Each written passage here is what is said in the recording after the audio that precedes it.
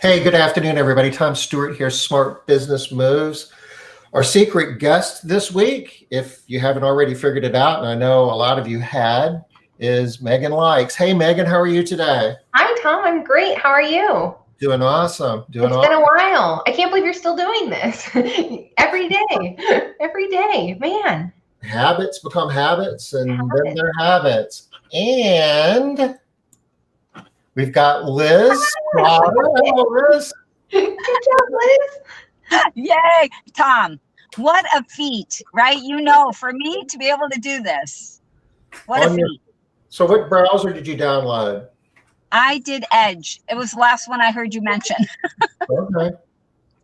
So that's what I'm using. That's commitment. Commitment. So, Meaghan, if you had even a slight clue of how tech challenged I am, you would just be so impressed. You'd be blown away right now. I'm pretty impressed right now, Liz. Pretty impressed. I mean, you planned ahead an hour and a half. You drove halfway to someplace you were going. You guys are so dedicated to this daily talk, and life is still happening. Business is still going on. It's incredible. Are you like in a storm? The wind is whipping through there. That was the air conditioning, Tom. I was rolling up my windows. When you turn on my car, the air automatically comes on. It's not that hot today. Goodness gracious. Should you send us a pin with your GPS coordinates just in case? One time we did this, Meaghan, and the temperature was so hot, her phone cut off. Oh, dear.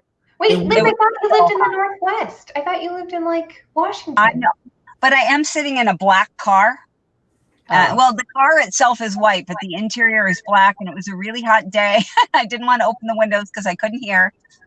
It was a whole thing. Yeah. Okay, so we're going to get Liz AirPods. We're going to get you the fancy noise canceling ones so that you can have the window down and Tom doesn't have to hear it. I think you should invest in those at this point. I'm recommending I have them.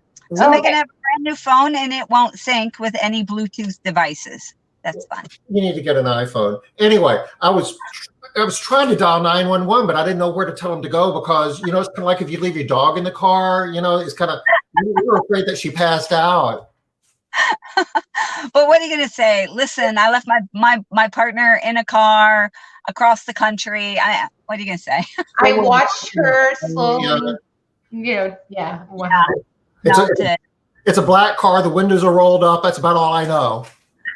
This has taken a dark turn over the past couple of weeks or months. I mean, last year, you guys have gotten pretty intense. We're killing Liz off or saving Liz from dying off. I'm not sure what's happening here. Climate change is real. It's too hot in the Northwest. She needs the air conditioning. I mean, there's a lot happening. I actually am going to have to roll down my window so that I don't perspire. There we go. All right, we'll be okay now. All right, so I was going to say that I was just coming on late because I didn't want to have to, be on with Meaghan Likes because you're going to have all the good answers. No. I don't mind going up with Tom. Well, I'm a little nervous going up with you, Meaghan. Oh, please. There's nothing to be nervous about. I just told Tom, he asked me a question. I was like, well, I have no, I would be speculating. I guess I could do you want me to speculate? And he's like, yeah, let's have the fun. And I was like, well, I mean, I got very used to being wrong. From March to April, I feel like every day I said something publicly, I got to retract it about 6 hours later. So I got really good at owning my mistakes at this point. There's a lot we don't know during these unprecedented times. Oh, you've said it once. Are you still saying it once an hour? Is that still a thing? At least, yeah. I mean, you got to give him props for that. We're only a few minutes in here, so that was good, Tom. I'm giving you good props there. Consistent. We are doing on the spot today, folks. So You're getting your questions together now. Drop them into chat. We get a few questions going. We'll get started, but you guys help us out and ask us some awesome questions because, Meaghan has some expertise. I mean, she's a CPA and knows as much as there is to know about, all the SBA programs and what's going on in Washington and what is going on in Washington. I don't know what's going on in Washington. Can anybody tell me what's happening? Everything I read is well, we're close. Actually, we're not close at all, but we're close to being close. Oh, so we're going to set a deadline so that we are actually close and done. But we set a deadline last week and we didn't make our deadline. And so we didn't mean it that time, but we mean it this time. Oh, and we want to go on vacation, but we really want to pass some legislation before we go on vacation. So we're just going to stay. Yeah, we're super close. We can't tell you what we're agreeing on, and we can't tell you that we're disagreeing, but we're definitely disagreeing. But we're going to get there. That's my interpretation of what is happening in Washington right now. And I am sitting on pins and needles every time I leave a meeting. It feels like March again. Every time I get out of a meeting, I check the news. Like, did they do something? Did they drop any bombs? Like, what's the new fun? There has been a couple of fun things. We've been getting some frequently asked questions guidance about PPP, which I'm trying to ignore because I'm hoping that whatever they're close on means I don't have to do this for any of my clients because they're all under $150,000. Unemployment, trying to ignore that. I think we were at 200. Now we're at 600. Are we at 600? Are we at 0? Oh, we're at 0. Right. Today. 0. But I don't think I'm wishing for 0, which I know if you're trying to hire right now and that offends you, I'm sorry. But I also am very concerned because I live in California and I do not want to have to go through another housing crisis. So, yeah, the zero is scary, and people need to eat and keep a roof over their head. Yeah. But the 600 somehow, if they need to create, maintain some type of incentive for people to work. Right now, it's economically irrational what they're doing for a good segment of the marketplace. Yeah. And I guess that's a lot of debate, right? And I'm kind of with you, Meaghan. I'm torn. I don't want them to go to 0, but I absolutely don't want them to be at 600 either. And I don't know what the right answer is. And I'm one of those what are they called, armchair critics. I've always got the answer to all of the problems. Just do my smart thing. But yeah, even people like me that are just like, oh, always thinking we got the answer. I don't know. I wake up almost every day grateful I'm not a politician. Yes. That there are people smarter than me, and a lot of them who have to wake up every day and go to work and make these decisions. And living in California, like I'm sure Washington's everywhere in the U.S. is like this, but like this school discussion. Do we want to talk about that? I mean, what the hell are we going to do? I don't understand. What is going on? Yeah. What do we do with our staff that have children at home all day? And coronavirus testing. I mean, I don't know what we're supposed to be talking about right now, but I could just go on and on about all the things that I think there's something wrong with. And if you ask me what business owners need right now, I have a very long list of requests, very long list. Well, I have no idea what kind of questions we're going to get today, Meaghan. I think because you're on the show that we can expect some different types of questions. I do have a couple of questions. So if we're low on questions, I feel like I did a really good job of giving people clues, but also giving hints that people can figure it out. And Marlo says, hey, what do I win? She guessed it, I think, on day 2. She was like, I know. Yeah. She tagged me and I saw it and I was like, oh, that was cute. I see what you guys did there. Liz, you make me sound so much cooler than I am. I love it when you introduce me. You can just talk about me all day, every day. I was smiling from ear to ear. It's simply not possible, Meaghan. Oh. It's not possible. It was fun. That was a hoot. Marlo, I miss you. Marlo, can I see you again, please, in real life? Not on the computer screen. This is getting old, guys. Getting very old. It is hard. Before we move on, Meaghan, I just want to ask you, it was my understanding, at least last week, there was discussions about a second round of PPP for companies that had a material amount less revenue second quarter 20 as opposed to 19. Is that still in the cards?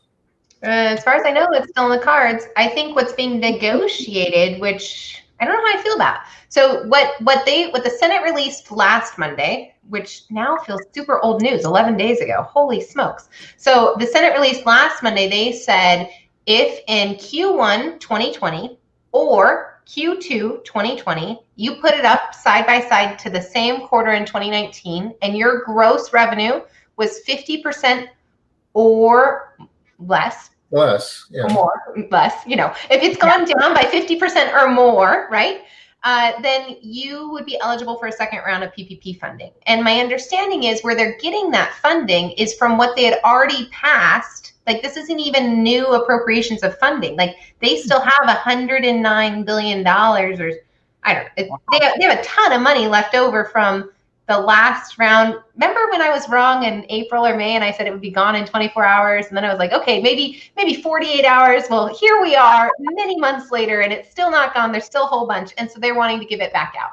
And their theory is they want to have some criteria for businesses that need it. And my understanding with the Senate version, which is really all we've seen in writing so far, is that it's 50% hit to gross receipts in either first quarter or second quarter 2020 compared to 2019, and a limit of 300 employees or less. So it used to be 500 employees, now it's 300. We have heard murmurings that there are some people on the Small Business Committee and some people both in the House and the Senate that feel like that's too strict, that it should not be limited to 50%. So it may be another free-for-all. I emailed my banker today and I was like, hey, can I buy you lunch? How you doing? You know, like, I just want to stay top of mind for my 40 applications that you processed the first time, just in case I need you to process another 40. Got a bottle of wine coming your way. Yeah, you know, just trying to grease that wheel just in case. Not to say it's going to make any difference, but it might. Who knows? Yeah, hopefully though that anything that anybody is doing is helping. That's what I'm hoping for. Liz, do you want to walk us through what we're doing next week? I can't really see it, Tom. It's too tiny on my screen. Do you mind? And I can sort of give you a prompt. You've got like an all-star lineup. I mean, it's pretty much heavy hitter. Meaghan, you're here. It's that way every day. It's just. I mean, I love Ken. Ken is genius, and I like Sam, and I love Kurt. Sorry, am I spoiling it? Go ahead. No. You want to walk us through who? I mean, well, it looks like you've got Ken Carfagno. I can never say your last name. I'm sorry, Ken, but you're so fun on Monday. Ken's coming in. It says he's doing Winning with Solos, Strategies for COVID-19. That's his area of expertise, isn't it? Solo model. It really is. And he's going to come in today, next week, with some like proven strategies for making solos work, transitioning your company and making solos work in an easy, fast way. Because a lot of us are needing to make some transitions because of COVID-19, right? And so he's going to talk to us about how to make that happen in a very profitable way, because that's the piece that gets missing a lot. It's hard to make the transition, and then, you know, how am I going to make money? And so he's going to walk us through step by step. I'm super excited about having him come on. And actually, he had to push this back. We had talked a couple weeks back, maybe more like a month ago, but he really wanted to get his presentation out to Amar and some of his trainings done. So he has really been doing a lot, and I can't wait to see what he's gonna have new for us next week.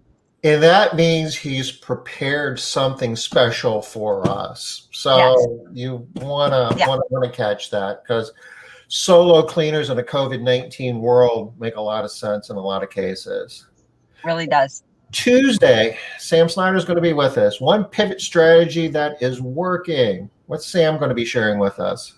All right. So Sam has done something that is a little bit unique, especially in our space, residential cleaning space. She has partnered up with what's the name of those kind of companies, like the restoration companies. Sure. And she is working with them to do like retirement homes and some of these areas. They're getting the big calls because that's who people are used to working with. And because she's partnered with them, they're calling her and saying, hey, I'd like to subcontract with you to do these really profitable cleans. She's doing some spraying. She had to do some heavy intensive training on PPE usage and how to use sprayers, foggers, etc. And she's got a lot of awesome information. And anybody that knows Sam knows that she does not scrimp. Is that a real word? Scrimp? Skimp? Yeah. Shrimp? Yeah. On the info. I think both those words are real, right? Yeah, absolutely. Yeah. And she's got a lot to share. She shared for she did a presentation for us in our MMA group, and everybody was kind of blown away with all the stuff that she shared. So I'm like, I need you on Smart Business Moves. So I'm super excited to have her too. Wednesday, Kurt Kempton. He is Responsibid, right? I freaking love that man. He's so fun. Right? So fun. Every time I hear him speak, my mind gets blown, and I'm like, why can't I be as cool as Kurt with sales? I mean, he's just his brain. You kind of are, Meaghan. You kind of are. That's kind of the same feeling I have about Kurt is the same feeling I have about you.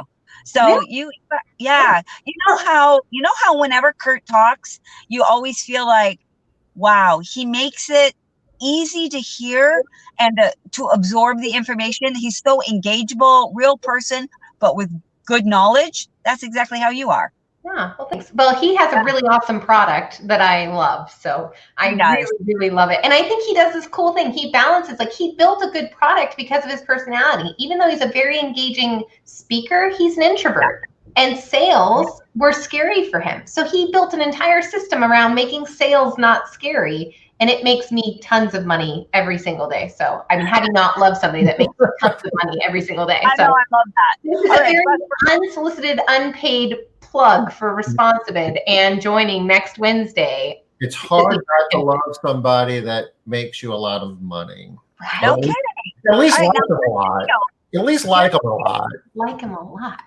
And here's the deal with Kurt and Responsibid. For anybody that heard that is thinking, oh, it's just going to be like a pitch for Responsibid. It's not. Kurt and I talked about this. We need to, and you know, his natural style is to not be pitchy anyway. But he knows that he needs to bring content, and he's got a plan for bringing content to the Smart Business Moves on what you can do without Responsibid. Responsibid is just going to make your life easier, which nobody can deny that. Well, and what I love is he talks about behavior changes. He talks about how and he was talking about this before it was cool, before we needed like touchless estimates. This was his jam. And now he talks about like, I mean, our buying behavior will never be the same. And he has all the very cool examples. I don't know. I'm going to join next Wednesday just because I love hearing him talk. Yeah, me too. He's very, very cool. All right, so I see that we're kind of running late because I helped. Thursday will be on the spot, and we're going to have a really cool speaker, but we'll save the hints until Monday because you guys are getting so good at guessing. You're getting too many hints, so we're going to have to make it harder. Oh, I do have a hint though. Okay, go ahead. I don't care if they guess by the end of the week. They like to guess, but I like them to know this is going to be an awesome speaker. We've had him on the show before, but not on the spot. And one of his claims to fame is actually, I think that's I'll stop with. And on Monday, I'll do his claim to fame. He's been on the show before more than once. That's today's hint. So a few minutes. He on the show before. Good point. Good point, Tom. Good point. Okay, Amber has a question for us. She All wants right. to know, what do I tell clients who insist on cleaning by the hour? I've been running into this more than I'd like the past 3 weeks. So I presume you have a model where you're giving them a fixed quote, and okay. I'm good with that. So the way we do, we each take turns, Meaghan. So I'll go first, Meaghan, you go second, Liz will go third, and the next question you'll go first, Liz second, me third, and we'll just take turns going first. And we each get a minute? A minute. And I'll make that easy for you because we have a timer. Okay. You guys I feel like for this one I don't need a minute, but go ahead. Hey. Well, if you want to quote based on a flat rate and do work on a flat rate, and if you feel that's more advantageous because you do really good training and you have really good cleaning products and you're more productive than your competitors, you need to explain that. It's like, you do a flat rate and you're a better value that way. It's like at the end of the day, they're hiring you to give them a deliverable, and you're going to give them that deliverable. And if you're able to be more productive than your competitors, then you get to, they win because you're out of their house sooner. They get a better deliverable, and your cleaners make more money. I mean, it's a win for all people. So, we would explain it on the basis of it being a deliverable as opposed to just hours. And or the flip side of it, if you're more productive, you just have to charge them hourly at a higher rate. You can do that as well. And if I'd have gone 3 more minutes, I'm sorry. Yeah, you got 3 seconds, Tom, so we'll let you bank those. But Meaghan, before you answer here, a lot of times you'll get questions that you might not have like the very specific answer, but you can take it in any direction that you think is helpful. So like in your case, you might take it down a financial route, or you can take it any way you want, just so you know. Okay. You ready? Yeah. So I was going to be sassy and just say, Amber, say no. I would just say no. That's not how our business does it. That's not how we charge. We have been very thoughtful about building out our packages and building out our pricing. And it's to your advantage as a customer, and it's to our benefit of organizing our schedule. And we don't charge by the hour. And if that's the model you're used to, I understand. Here's how we're different. And I would go through all your differentiators. And then if you still want to pay by the hour, I would say, well, I really thank you for your time. And here's the name of 3 cleaners that would be happy to charge you by the hour. And I hope you'll think of us if it doesn't work out. And I would just leave it there. I feel like there are so many clients out there right now. There are so many opportunities out there right now that you need to stay true to the business model that works for you. And you should not be deviating from that at all right now. So stick to your guts. It's okay to let it go. Try and educate the client. If you can't educate them, then just feel confident that there's going to be another client calling tomorrow. That was good. Okay. You said that. You said, I'll leave it at that. And I stopped and you kept going. So I start the timer again. Oh, that's perfectly okay. I false start, whatever. You ready, Liz? I am. All right. So my answer is very similar to Meaghan's and Tom's, a little bit combined. So my thinking is you have 2 choices. You can either decide to do it or you can decide not to do it, but make the decision up front based on what is going to work for you. Now, let's say that in the past you've never done cleaning by the hour. You might want to reevaluate that today, because these are unprecedented times, and maybe it is a time for you to make a change. Maybe it's not, but make the decision up front. Once you've made that decision, stick to your guns, just like Meaghan said. If you decide you don't want to do it, don't do it. Maybe if you get somebody that really wants to, ask them a few questions. Find out why. What is it that they like about paying by the hour? Can you meet those needs? Can you help them in your way to get what they want? A lot of times I found I can. That's it. Very good. Stop. Okay, now, let's see. Sarah's got a question about how to use her idle funds. Oh. Is using it to pay payroll and bills and using our revenue to invest in our business a good idea? Oh, I'm glad Meaghan's first on this. Yeah, this is a softball for you, Meaghan. You ready? Oh, thanks, Tom. It's not a softball. I only have 60 seconds. This is so stressful. I don't have a good answer. I don't have a good answer for you. The idle funds are still very confusing. Here's what I'm going to say. I think we're going to see a second round of PPP funding. I would keep your payroll spending as clean as you can. You do not want to use idle money for payroll right now. Not until the first one's forgiven and you get the second one and it's forgiven. So don't do that. Now, if you can leverage money to use that idle for other things, then you should. But you have to be very careful. You have to keep it completely segregated. It has to be incredibly clear, just like what you did with the PPP money, what you use the idle funds for. And it's pretty restrictive. They're saying operating expenses only. I'd stay away from payroll if you can. And in general, I'm still not ready to touch my idle funds if I can avoid it. So I'm going to kick my answer to the next time I come on in a couple of months, because I'm hoping that you have enough other sources of funding to get through those couple of months. Lots of red tape. Read the fine print. Not satisfying. I'm sorry. That was fine. That was a lot of good I feel like that was good. You ready, Liz? Yeah. All right, so I'm as ready as I can be, because if Meaghan Likes is saying she doesn't really have a great idea, guess what? I don't either, Sarah. I'm sorry. What I'm going to say around the idle funds is, if you don't need to spend it, don't spend it, because we still don't know what's coming down the whatever, pike, river. We just don't know yet. So don't spend it if you don't have to spend it. If you are going to spend it and you're looking for what you want to spend it on, you're thinking of it as an investment, I know a few people are looking at it that way, then look at this. Just, remember, I'm not Meaghan, I'm just me.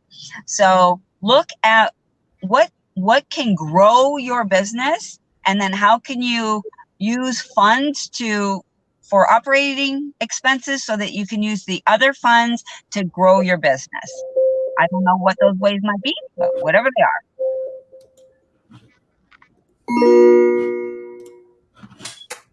That was good. I liked that. Sarah, it's a 30-year note. I forget the interest rate, 3.75 maybe. So in the whole scheme of things, it's really cheap money, and you don't have to pay it back. You got like 30 years to pay it off. Nobody has a crystal ball. Right now, interest rates are really low, and all financial indicators are they're going to stay low for the foreseeable future. Flip side of it, we're printing a lot of money. We're throwing trillions of dollars, trillions, out there, hand over fist, and economic supply and demand. At some point, there's going to be so much cash out there that it's going to be inflation, and interest rates might go up. And a year or two from now, 3.75 note might be worth a whole lot to you. I would sit on it, but I wouldn't be quick to give it back at the moment either. So, one thing that I really want to say real quick is, especially to Sarah. Sarah, I know that a lot of times you're like looking for the right answer. Have a little bit of confidence about your ability to make decisions, because there is no one right answer. It's tough. We're all in that same boat of it's tough. And can I add to that? I think that as far as the red tape, they're really just specific about refinancing debt. And they don't want you to buy any capital assets. But as Liz suggested, you can, and Sarah, I think your question even suggests, you can do what you did with the PPP. You can use your revenues to pay for those things. And then the other comment I just wanted to make is it's not free money, because you're still paying 3.75% in this first year. You're still going to be accruing that interest. You don't have to make your first payment for 11 months. But I like to think of it as an insurance policy. I think while Tom's saying we're going to see interest rates low for a while, I also think we are already seeing lending practices change and tighten. So our access to liquidity is going to change over the next couple of months or years. So I like to think of this money as an insurance policy, a relatively expensive insurance policy that helps me sleep at night every single night. So I would not be giving mine back either if you worked hard to get it, just because we don't know what's coming around the corner. Okay. Well, Meaghan, did you say it was relatively expensive? Well, 3.75. I mean, I don't know. It's not like, if you think about it, if you got the max of 150,000, 3.75% on 150. I mean, that's a pretty expensive insurance policy, but yeah, it's pretty cheap cash. I get you now. But money is fungible. So the other part of this is, a year from now, if you need to demonstrate that you've spent those idle funds on payroll or anything else, it's an accounting exercise at that point. Certainly if you're running your business and cleaning homes every day, you've got payroll, you've got, space costs, you've got other legitimate expenses that could be paid for out of idle funds. So it's not like you've got this one cookie jar you need to take them out of. It would be, and Meaghan, correct me if I'm wrong on this, but you're down the road because you got 30 years. Okay. I mean, at some point in time, you could say, okay, well, the payroll I did from September 1 to, whatever was paid for out of idle funds, and you met the requirement, and the revenue that you generated from cleaning homes could be going in your pocket, and you could be investing that, buying capital equipment, doing what you want to do with those funds just because money's fungible. So I fundamentally agree, but I'm incredibly risk averse. And when I read that note for the SBA, it made me very nervous. So what I'm telling you is read the note that you signed. My impression is the SBA has very long arms, very, very long arms. And there are a whole bunch of booby traps in that note that I would hate for you to have that note call. I'm not saying it would happen. I'm not saying it could happen, but I operate worst case scenario. My husband will tell you I'm the fatalist. Everything ends in explosive death and blows up and it's tragic. Like I'm totally that person. So I would read the note very carefully and I would do your best to do it right. I think Tom's right. You know, you're running a business, you're running a legitimate operation. It is an accounting exercise, but I just, especially with this PPP muddling and payroll being the majority of our expenses, I would rather wait if you can wait. Yeah. And maybe I should be more risk adverse. If I was, I probably would not be in this business to begin with, but that's a good point. It's certainly, you know, you could argue either side of it, but the SBA doesn't want to put you out of business because if they did, they wouldn't have loaned you the money to begin with. I think that's kind of, and you're protected by the masses. Everybody and their brother has these idle loans. If they started cracking down on everybody like that, that would kill the economy too. So, you know, if it's a one-off, if you're the only person in the country that has one of those loans, yeah, you got to be really careful. But everybody's got one of them. So, you know, as long as you're, you know, not cooking meth in the bathtub, I think that you're okay. Well, there are people having to return really expensive cars, I heard, and that's what I was thinking. But I was also thinking that's not who we're talking to, right? Everybody we're talking to is running legitimate businesses. They're not doing anything fraudulent. So yeah. I think Tom, you're right to some extent. To most of the extent. I be careful. My CPA is the same way. It's your job. It's my job to keep you out of jail. That is my ultimate job, is to keep my clients out of prison. So, yeah. I never, you know, a lot of times I'm reluctant to even ask my CPA because I know what the answer is going to be before I do. Same with my attorney. None of them are any fun. I have two attorneys because I know when I need to be told no, I call this one, and when I want to be told yes, I call this one. And I keep them both on retainer because I live in California and I get sued a lot. So yeah, it's funny. That makes sense. I think that things are a lot different in California, and that you really do have to cover all your bases there, even more so than anywhere else. I mean, you should always cover all your bases, but boy, in California, man, yeah. I have like one of my attorneys, you know, the HR attorney. But I have the litigation attorney because I'm like, well, so like the HR attorney is probably going to be right, but I'm still going to get sued. So like, how bad will it be when I actually, and I've never lost a lawsuit, but I have paid tens of thousands of dollars in attorney fees just on principle because I don't want to lose. And I know I was right. Anyway. Okay. Sorry. That's okay. This is good, but we're really good. Behind, so we're gonna get back on track here. Sarah's doubling down on us, but we'll give her this one because we talked about this already. School started here already. It is a something show. Anyway, it's a poop show. It's a poop show, Tom. Poop show. I'm not even sure how I can run my business. That's not a question. Okay. Well, sorry. I'm sure that what she wants to know there is, you know, do we have any insight as to how to sort of walk through this mine? You know, it's hard with a lot of people are really, really struggling. At least half the people, I would say, in our MMA groups. Do you want to go, Liz? I think I'm first. So, so what I'm going to say is, yeah, it's hard. I don't think it's going to stay how it is for the whole year. So, you know, for the entire 9 months.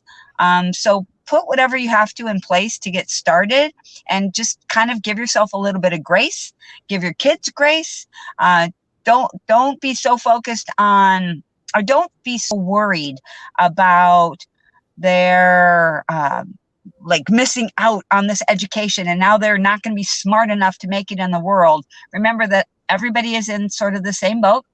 We're all sort of trying to do the best that we can.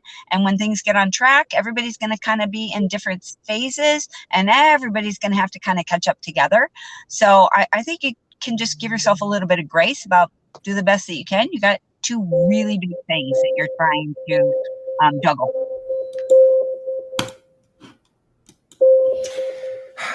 I guess there's a couple of dimensions to your question, Sarah. One of them is personally, you've got small kids and you got to figure out, how are you going to deal with that? If school's not in, you're homeschooling, I guess. And, how are you going to do that and run a business too? And that's tough. The other dimension of that is you've got a lot of people working for you that are probably asking the same question.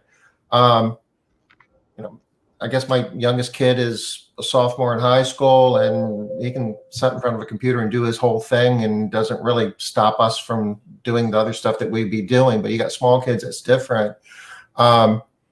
As far as dealing with it with all the people that are working for you, we're recruiting like crazy, and we're getting people in the pipeline because we think that we've got people that are working for us now. They're going to be homeschooling here in another month. And as far as you personally, I don't know. Just take it day by day, and you'll figure it out when you get there. You ready, Meaghan? Yep. Yep. So this is going to get slightly personal and intimate, which I don't usually do, but Jeff and I pretend to be parents every summer for 6 to 8 weeks, and we are currently in that phase of pretending to be parents. This is our 5th year in a row with the same kid. It's our niece. We don't kidnap her. She comes willingly. And we have spent the past 2 weeks negotiating homeschooling, her staying here beyond summer, which has never been a thing. It's never been a problem, but there's no school for her to go home to, and mom's a single mom of 3 kids. So Jeff and I have spent a lot of time thinking about this, Sarah, because I actually own 6 businesses, and they all require a lot of attention. And Jeff, he just fought his way through a business much like you did. So for us, structure has been the key, a schedule has been the key, and asking for help has been incredibly helpful. So we've leaned on our parents, we've leaned on our friends, we've leaned on our retired friends to take over some time to kind of help us manage that schedule throughout the day, to find some normalcy in what feels like completely abnormal, and just know you're doing the best you can. And I love the grace comment, Liz. Give yourself some grace. Yeah. I like all of our answers here. I mean, I don't think there's a really great answer. We're all going to have to, just like everything else right now, right? It's just hard. Yeah. Shirley's got an interesting question here. What can owners do to protect themselves and their business from being sued by customers claiming they spread COVID to clients from cleaning? Any waivers or something to help with this issue? Very good. I think I'm up first this time. You are. First thing I would do would be talk to my insurance agent and express your concern and ask, what you can do from an insurance standpoint to protect you, to indemnify you from the risk of such litigation. There's, business practices insurance, there's liability insurance. A lot of those policies are changing too. And I don't have an exact answer. I don't know what your insurance agent is going to tell you. I talked to mine and they say they're still trying to figure it out. I know a lot of state legislatures are indemnifying businesses to some degree. Part of the law that's being considered now in Congress would indemnify businesses from litigation regarding COVID. Nothing exactly in your circle of influence. The one thing that I could tell you that I would advise you to do is talk to your insurance agent and see if they have any advice for you. Meaghan, you ready? Yep. So I love insurance. I think I have over 60 insurance policies that I have to manage whenever they come up for renewal. I am insurance poor. I will buy any policy. I don't think you can rely on insurance here, Tom, and not to contradict, but I think they have carved out, even travel insurance has carved out COVID. Like everything's carved out COVID. So I think your attorney is your new best friend. You should be talking to your attorney. Also communicating. You need to communicate to your clients. You need to communicate to your staff. You need to document the heck out of it. And then you're just going to have to do the best you can. You're just going to have to do the best with what you have. So we have our medical questionnaires for our staff. We have our medical questionnaires for our clients. We have everything documented. We got that HIPAA approved through our attorney. And we are just going to, be as healthy as we knowingly can be and as safe as we can be. And we're documenting the hell out of it at every single turn. Ready, Liz? Yep. All right, so my answer is very similar to Megan's. What I don't know what you should be doing, Shelley. I'm going to tell you what I'm doing. We created a form, like a Google form, that everybody has to fill out every single day. They have to get their temperature taken at the office. They have to answer that they have not, gone out of the country, that they're not, haven't interacted with anybody that has COVID to their knowledge, that they have been social distancing when they're off the clock. So they have a whole little thing that they have to fill out every single day. We're keeping those, and with the idea that we're just documenting everything that we know and doing the best that we can. And that's all we're doing. We're also communicating actually that information to the customers. Yeah. Jeff did a cute video. It was super cute. We mimicked it off Magic Mountain. So I don't know. We have it in writing, we have forms, and we have videos. We've got the whole thing. Where is the video? Is it on YouTube, Megan? Yeah, I'll send it to you. I can add it to this comment. It's really adorable. But what we realized is communicating expectations, right? Communicating it to the client, communicating it to the staff, and then holding everybody accountable. And I would just add to your comment, be very careful with what you're keeping in terms of documentation, because you can actually get in trouble for keeping too much, but we want to protect ourselves from getting sued, and we don't want to keep too little. So that's why you need to call your attorney, because they're gonna get you the right verbiage in the right place. This is important. This is important. Expand upon a little bit. Specifically, any procedures you have, you need to make sure you're following them. And the more procedures you have, the more opportunity an attorney has to look at that and say that, well, you've got procedures here and you aren't documenting that you're following them. So too many procedures can be as bad as not enough. But you want to follow CDC guidelines, and you want to do the things that you can demonstrate that you're being as responsible as you can be. If not, there's this thing called negligence. And if you get in a type of litigation where the accusation is that you are negligent, then things start getting really, really bad. But if you're doing best practices and the best you can do, that's the best you can do. And I like to get my attorney's recommendations in writing too. So I usually, we start on the phone, but then I ask for a follow-up email, and I pay by the hour out the nose for that email, but I like to have it in my file. You've got something to say. I was doing it, and I was doing what I was told to do this. Well, I was going based on the guidance that I paid for, because that's the expert. I'm not the expert. You know what I mean? Not because I'm going to go after the attorney, but because I want to document that I'm doing best practices, right? It makes your defense more solid. Yep. And I think consistency is key. We started doing that the last week of May was when we started our medical questionnaires with Google Forms that goes to Google Sheets. And I think we're in this for the long haul. So now we're already 2 months in of all that data. You have to be very careful about keeping the data and keeping it safe. But I think you have to stay consistent and you have to stay vigilant. It's actually worse than it was when we started, right? So. Yeah, that's good info. Thanks, you guys. Megan, this is, I guess, specific for you. Is there a link that Leslie's asking that explains what the new PPP qualifications are? Yeah, I've got it here. I'll drop it in for you, Leslie. Okay. I love Forbes. They write in plain English. They've been fantastic. So I will get that to you, Leslie, right now. I love Forbes too. I can understand everything they write. And they're prolific. They're writing a lot. So yeah. Sarah, I'm sorry we all answered the idle question. We probably should have given Meaghan 3 minutes, and Liz and I could have taken a break. Okay. What do we got here? Poor Caleb. Give the car back, man. Yeah. And don't write about it on Facebook. Don't leave a document trail, Caleb. I mean, come on, really? He should know better by now. Okay. Can we answer that? I don't think we can. Mm-hmm. We're not attorneys, unfortunately. Yeah, or I'm going to say I'm not an attorney. The answer to that question is to ask an attorney who's licensed to practice in your state. Yeah. And I would be very careful. Personally, I am not asking that question. And it kills me when my staff are asking for time off. And I know they're asking for time off to go do something irresponsible. It kills me, but it's a very, very clear line in my state. So as an employer, though, I think that you are within your rights to educate your employees to the extent that you can in terms of what we know about COVID and the risks and how it's spread and behavior you can engage in to reduce your chance of getting it. Actually, let's do this. I think we can do this one. Can we? Okay, who's up?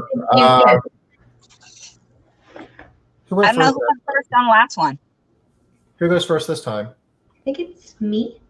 Okay, you're on, bang.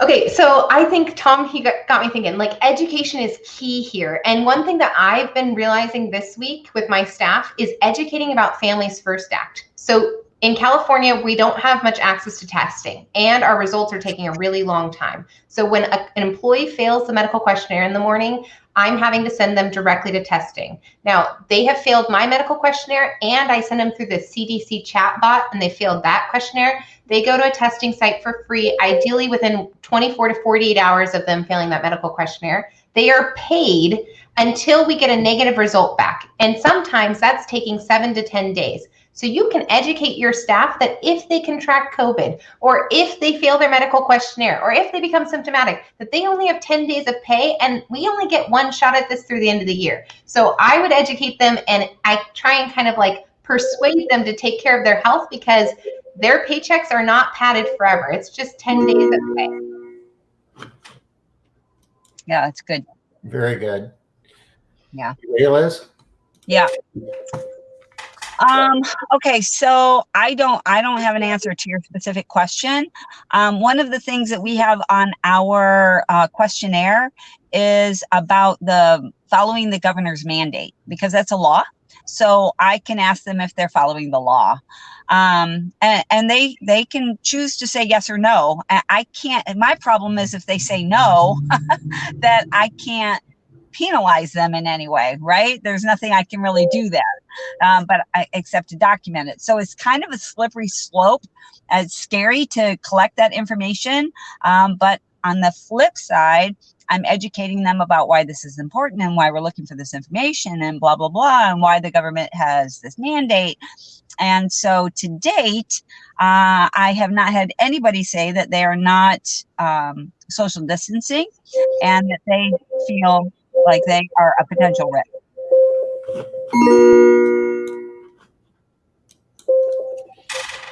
We try to do a lot in the way of education in terms of just helping our employees know what we know about the virus and how it spreads, examples. A lot of the stuff that we've talked about here on Smart Business Moves over the last few months, where, super spreader events and how it happened, and more, it seems like the body of evidence is pushing towards it's the big spreads are all airborne. So wearing masks are important, not only at work. We do it at work because it's a requirement, but like when you're on your own time, you're protecting yourself, you're protecting, your family, especially if you've got, grandparents and other people at risk, and just trying to help everybody understand the wisdom of taking all the right precautions, not only at work, but 24/7. Great. That is all the questions. We're done. Bye, guys. See you. No, I'm just kidding. No, I did have one question that was sent to me. A lot of times people will send me questions in advance. Okay. All right. So the question, I did write it down, but I don't know where. Let me see if I can remember how she asked it. Do you have any suggestions? Can you tell us who asked the question, or is that confidential? What? Yeah, it came out of the MMA group, so okay, no. I don't know. She wanted to know, do you have any suggestions for how to be hiring in the best ways with the unemployment situation being what it is? Like, what are some best practices for hiring? I'm sorry, I can't read it exactly the way she wrote it, but that's the gist of it. That works. Do you have any suggestions on how to be hiring with the current labor market? Is that okay? First. Close enough? You're first, Liz. Yeah, Liz, but you've had how many days to think about this? This should be an awesome answer, guys. Piece of cake. Buckle up. Yeah. Okay, so I guess what I would say is keep your general structure, but you might have to lighten up some of your restrictions. Some of your some of the stuff that you're doing that is very, very tight, but it goes in waves, right? Sometimes our hiring is very tight and sometimes it's more loose. Sometimes we have a lot of things that we're making them overcome, making them take this test, this quiz, this, this assessment. And other times we're like, you need a job, you've got a license, woohoo, you're my gal. So I would say maybe lean a little bit loose, more loose than you might have done on your tightest times, but still take good care because not the best employees out there.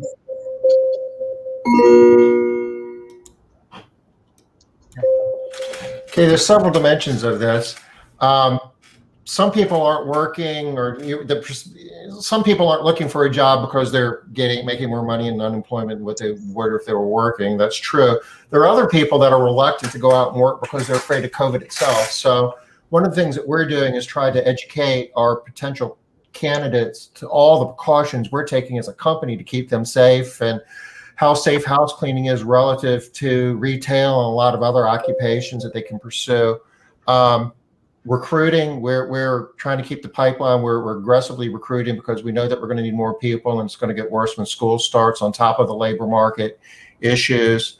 Thirdly, we're focusing a ton on training because training equates to more retention. So, hiring more people is part of the equation, but you don't have to hire as many people if you're able to keep more of the people that you hire. And training is going to be an important part of that. I love that, Tom. I wish I said that. I know. Well, okay. But I had the luxury of thinking about that while you were giving your answer. So basically, I just picked up on your sage advice and it. Well, I'm ready to pick up on yours. So here we go. Okay, so recruiting. You should be recruiting. You should have been recruiting. You should still be recruiting. This is all about how you are pitching your really, really great job to somebody who doesn't know if they need a job yet. Also, currently, for the past 10, 11, 12 days, they are not getting the bonus checks from unemployment. Now is the perfect time to revamp your hiring ads, and they should be clickbait for millennials and people who have been sitting at home for several months. And your training program needs to be solid. It needs to be dialed in. It needs to be quick and efficient. And you need to go through these people. You need a funnel of recruiting. You need a funnel for training. You are going to fire fast. Super fast. If they're not making it through training, go to the next one, because pretty soon you're going to have your choice of 42 million people, and you need to stack your bench. We have 3 extra hires than we normally do this time of year because of coronavirus and testing delays and school delays. So stack your bench over hire. God, that's hard. It goes so fast, guys. 1 minute, it flies. It flies. Especially on some of these questions, right? Oh. If you haven't subscribed to Cleaning Business Today, do yourself a favor. Do us a favor. Do it. Really easy. Email address, first name, last name. You get our newsletter. You get updates on breaking news. Also, we've got our link here to our resource page that the only way you can get to this is by being a part of Smart Business Moves. We post it in the chat every day. So there you go. Most recently, we got the Julia's group presentation. If you guys missed that on Monday, do yourself a favor and go watch that. I guarantee you're going to see some stuff there that's going to be useful to you. Elena gave us a link to some resources too. Here you go. This was from yesterday. We're at the top of the hour. Elena did a profitable YouTube video today. Go watch it. Her YouTube channel is so fun. She's so fun. And anybody geeking out about profit, I highly recommend. So Elena, I loved it. Good work. And if you're not thinking about profit, you're probably in the wrong place and you need to go do something different. Yeah, probably in the wrong business. You all need to be thinking about profit. Yeah. Good point. Meaghan, thank you so very much for joining us today. This was fun. It was fun. It's always fun. You guys keep it fun. Even after, 5 months, it's still fun. Well, I knew you were going to be good on the spot, Meaghan, because you're never at a loss. You don't get confused or like, oh, I have no answer. You've always got something, similar to me in that way. So I'm glad you were here today. You were a great addition for the show. Awesome. Well, thanks, guys. That was fun. And I never shut up. So 60 seconds is a good limit. That's great. Okay, you guys stay safe. We will see you Monday at 5 with Ken Carfagno. Did I say that right? Carfagno? I don't know. Yeah. Very close. And, we should all at least be aware of, what it takes to work solos, because in the COVID-19 world, there's situations where it would make a lot of sense. And that's his wheelhouse. And he's going to be bringing it. He's been preparing a long time for this, right, Liz? He really has. Yeah. And I would cross your fingers about some legislation, huh? I think spend the weekend hoping your legislators are working their butt off. Maybe they'll keep their promise of having something by tomorrow. Well, they're supposed to be taking their August recess, so they're going to put something together. Please. Well, we need it to be bipartisan because we don't need another HEROES Act to go through because that passed in April and it died. So HEALS Act needs to be a hero. Come on, HEALS Act. You can do it. Okay. We will see you guys Monday, 5 o'clock Eastern. Have a good weekend. Take care, guys. Bye-bye. Bye, y'all. Bye.